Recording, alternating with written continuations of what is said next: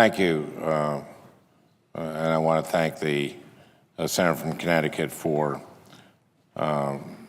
everything he's doing today on the floor. My question for the senator is whether he is aware of a GAO report requested by Senator Feinstein that was released yesterday and provides updated data on background checks involving terrorist watch list records. I am familiar with that report, yielding back to the senator for a question.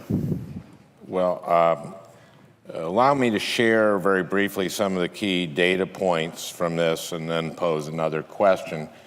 The report provides that during the calendar year of 2015, the FBI's data demonstrate that individuals on the terrorist watch list were involved in firearm-related background checks 244 times.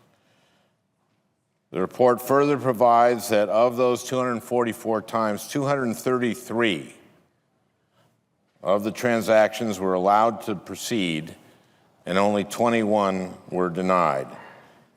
GAO points out that this means that potential terrorists were permitted to buy guns 91% of the time in 2015. Further, GAO provides that since the FBI began checking background checks against terrorist watch lists in 2004, individuals on such watch lists were permitted to purchase weapons 2,265 times out of 2,477 requests, or again, 91% of the time. So I would ask my friend from Connecticut, if we are allowing over 90% of people on the terrorist watch list to purchase deadly weapons here at home, does that not suggest that we aren't coming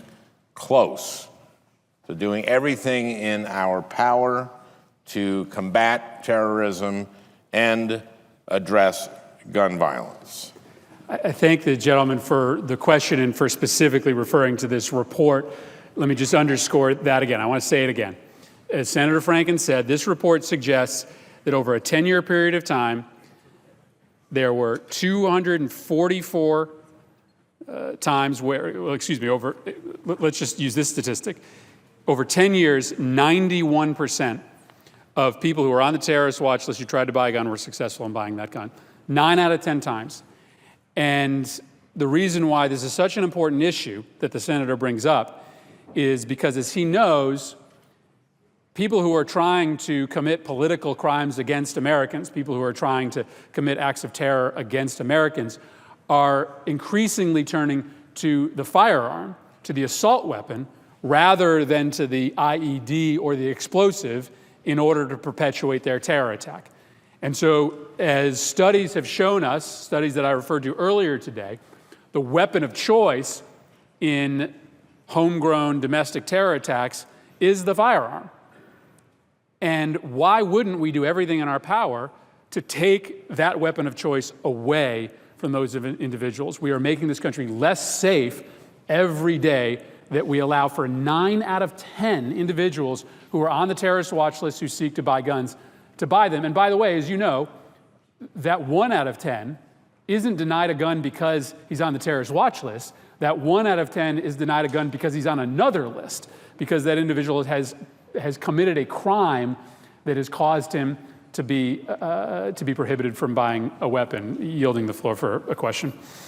Thank you. My last question for Senator Murphy concerning Senator Feinstein's legislation. Senator Murphy, as has been discussed, Senator Feinstein's terror gap legislation would give the Attorney General the discretion necessary to deny known or suspected terrorists from purchasing firearms or explosives, so long as there is a reasonable belief that such a purchase would be used in terrorist-related activities. I am a strong supporter of this legislation as a common sense measure to keep guns out of the hands of potential terrorists.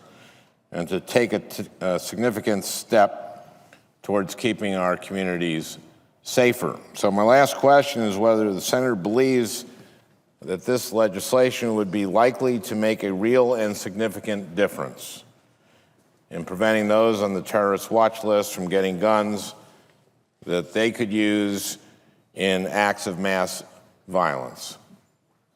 I thank my friend for coming to the floor and asking these questions and making these important points. Yes, this would make a difference. It would make a difference because we know every month there are people on the terrorist watch list who are trying to buy weapons. Not all of them are buying weapons for malevolent purposes, but we know that individuals from the Boston bombers to the Orlando shooter were in the network of those that were being watched, monitored by the FBI, and they were able to buy weapons despite that. This would make a difference. And if we were able to pair it, as we are requesting, with an expansion of background checks, that will also make a difference for the thousands of people every month who are dying on the streets of America due to our inability to stop illegal weapons from flowing into our communities. So I thank the gentleman for his questions. I thank the senator.